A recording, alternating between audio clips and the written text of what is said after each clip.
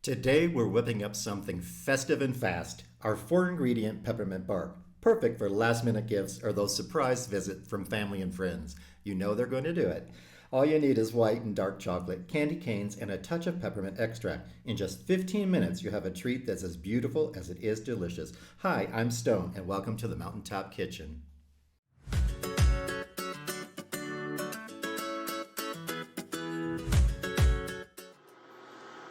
So, let's get started with this recipe.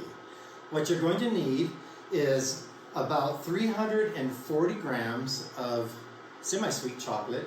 You can use chips or bars. You're going to need about 454 grams of white chocolate. So that's about a pound, and this is about 12 ounces for the semi-sweet chocolate.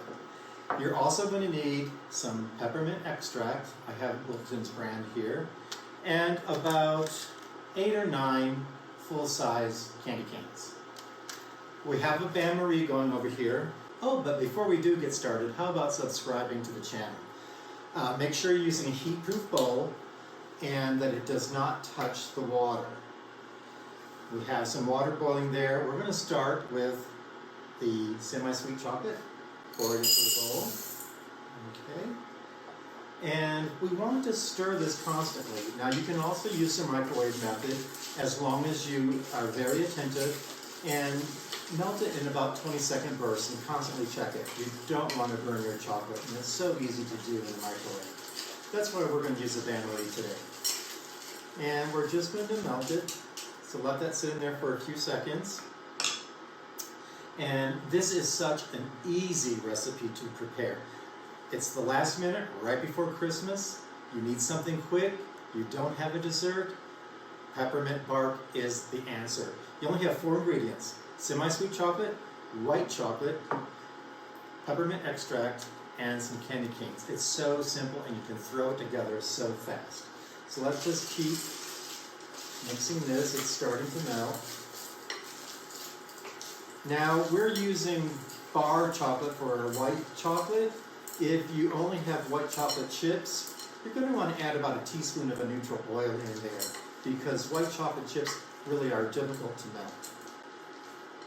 So we've got these going in here. You can even do that for the semi-sweet if you're using chocolate chips. Ensure that the water does not touch the bottom of your heat-proof bowl. That's very important. If you don't have to have every single chip melted, the residual heat, once you take it off, will melt any chocolate chips that you have remaining in there. But we do want to get most of it taken care of right now. Very quickly.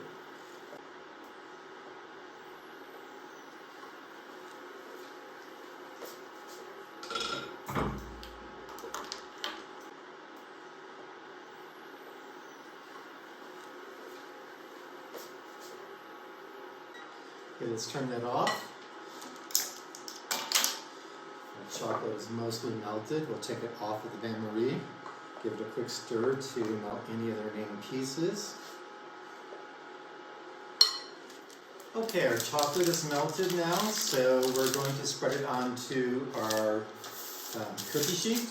And I've already lined it with some parchment paper and kind of anchored it with some of these clips so it doesn't fight with me while I'm putting the chocolate in. So you want to put the chocolate into your pan while it's still warm.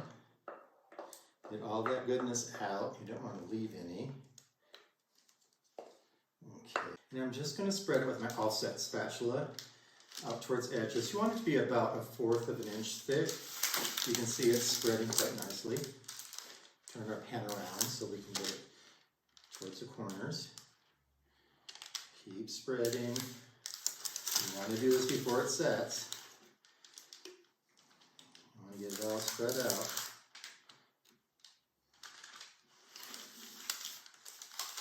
Keep spreading it.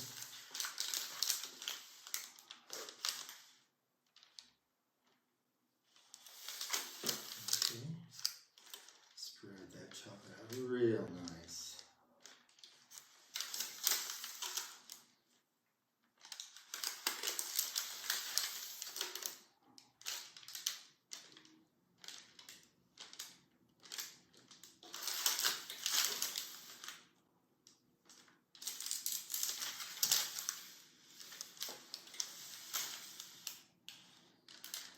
Try to get it as even as you can.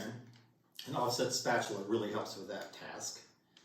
So we're going to stick this into the fridge for about 20 minutes. And you don't want to stick it in there longer than 20 minutes because if it gets too cold and sets too hard, it won't adhere to the chocolate, the white chocolate that we're going to put on top.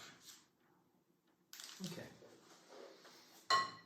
So in the fridge, this goes. I'll be right back. While that's chilling in the fridge, we're going to take our candy canes and get them ready for the last step. So I've got about 8 here. I'm just going to throw them into the bag here and a sealable bag and close it up and just beat the heck out of these.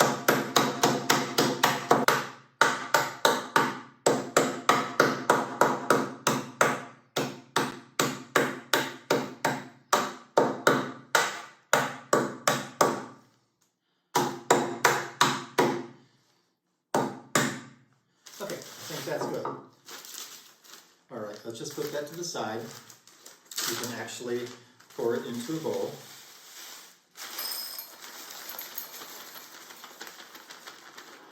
Okay, now we're going to do the same thing with our white chocolate. Pour it into our bain-marie and make sure to keep it stirred as it melts because you don't want it to burn. And if you're using the microwave method, again, 20-second burst, constantly checking to make sure that you aren't burning your chocolate. Especially white chocolate is so easy to burn, so you have to be very careful with it. I prefer using the bain-marie just for that reason. Okay, so the chocolate is starting to melt. I'll be back with you in a few seconds after it melts. Okay, our white chocolate has mostly melted. There are a few little chunks in there, but we're going to take it off of the bain-marie and keep stirring until all the bigger pieces have melted. There are still a couple of pieces lingering in there, but just stir. The residual heat will melt those. In the meantime, I'm going to move this a little bit out of the way, make some room. Let that cool off. We're not going to touch that.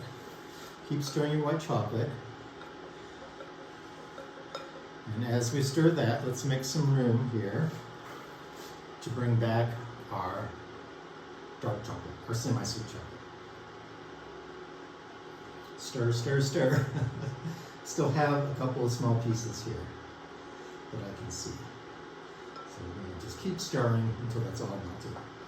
Now we used a really good quality white chocolate, so we didn't have to add a teaspoon of neutral oil. Okay, that's melted. So let's go get that chocolate and we'll be right back. Okay, so we're back with our chilled semi-sweet chocolate. And we're just going to pour the white chocolate on top and spread it around. So let's get it on top there.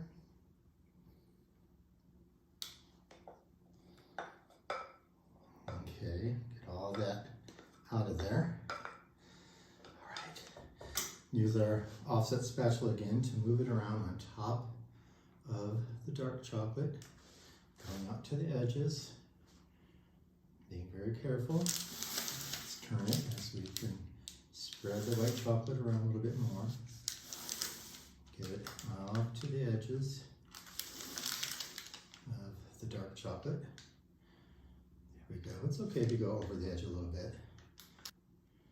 Okay, I think that's good enough. And now we're just going to sprinkle our peppermint pieces on top. There you go. Isn't that lovely? That is just very beautiful, very colorful. Peppermint bark, people, right here in the Mountaintop kitchen. You can put as much of this as you want on the top.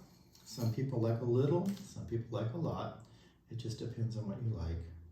If you're not that much into peppermint, maybe this would be about enough for you, but we're going to keep going a little bit more. Get some good color in there. All the way to the edges.